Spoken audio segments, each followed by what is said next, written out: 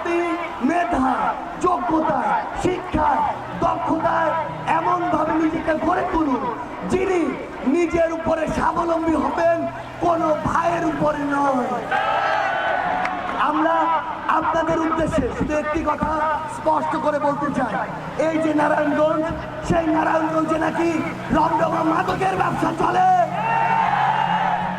যারা যেই সিন্ডিকেট, যেই মানুষগুলো আমার এই তরুণ প্রজন্মকে মাদক দিয়ে সুপথ থেকে বিপথে নিতে চায়, তাদের পক্ষে কখনো ছাত্র জনতা দাঁড়াতে পারে না।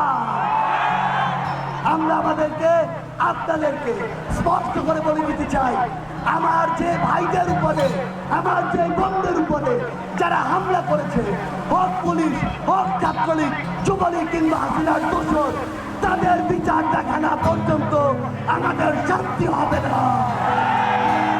যে চিহ্নিত সন্ত্রাসীরা আমাদের উপরে নির্মমভাবে গুলিয়ে চালিয়েছে, সেই চিহ্নিত সন্ত্রাসীদেরকে অবিলম্বে গ্রেফতার করে তাদের বিচারের আওতায় আনতে হবে। আপনারা বলুন, বিগত 16 বছরে ফ্যাসিস্ট হাসিনা অসংখ্য মানুষকে মিথ্যা মামলা দিয়েছিল কিনা?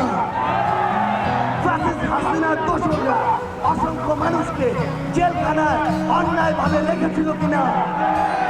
ফ্যাসিস্ট হাসিনার দোষররা অসংখ্য মানুষকে ওই ডিবিএফ হাজতে হাউন আঙ্কেলের কাছে পাঠিয়েছিল কিনা? আপনারা বলুন, ওই ফ্যাসিস্ট হাসিনার দোষররা বিভিন্ন জায়গায় বিভিন্ন নামে চাঁদাবাজি করেছিল কিনা?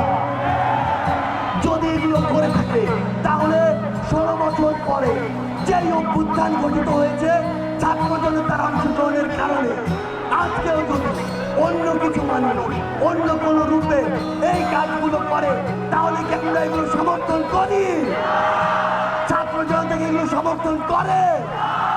24-এর গণ অভ্যুত্থানের সাথে, এই স্পিরিটের সাথে সেটিকে যায়?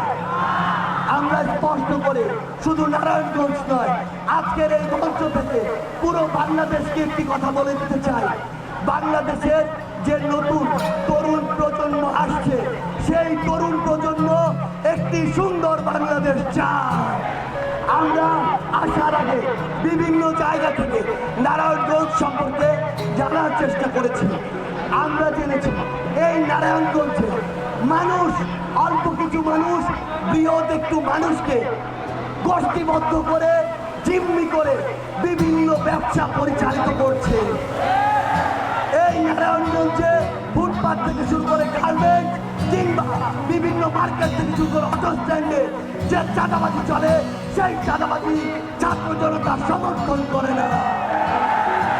আমরা স্পষ্ট করে বলতে চাই, এরকম বিভিন্ন চাঁদাবাজি কখনো ছাত্র জনতার যে স্পিরিট, সেই স্পিরিটের সাথে যায় না। আমরা আপনাদেরকে বর্তমান তরুণ প্রজন্মকে একটি কথা বলতে চাই, আমরা মনে করি আজকে নয়, আজকে থেকে 10 বছর পরেও যদি এটির বাস্তবায়ন হয়, তবে 24-এর যে অভ্যুত্থান সেটি সফল হবে। আবার যখন প্রয়োজন হবে, তখনই এই 24-এর মতো আরো গণ অভ্যুত্থান ঘটাবো। কিন্তু আরেকটি জিনিস মনে রাখতে হবে, এই তরুণ সমাজকে যোগ্য হয়ে যদি গড়ে উঠতে হয়, তাহলে সবার আগে যে জিনিসটি প্রয়োজন, সেটি হচ্ছে এই তরুণ সমাজকে সুশিক্ষায়, স্বশিক্ষায়, মেধাবী, দক্ষ তরুণ সমাজ হিসেবে গড়ে তোলা। কিভাবে ভালো দিকগুলোতে আপনারা বাংলাদেশের শ্রেষ্ঠ একটি জেলা হয়ে উঠবেন, কিভাবে বাংলাদেশের প্রত্যেকটি জায়গায় আপনাদের প্রতিনিধিত্ব থাকবে। একটি জিনিস মনে রাখবেন, সংসদে ডিসিশন মেকিং এ, পলিসি মেকিং এ আপনাদেরকে আমরা আগামীতে অনেক বেশি দেখতে চাই।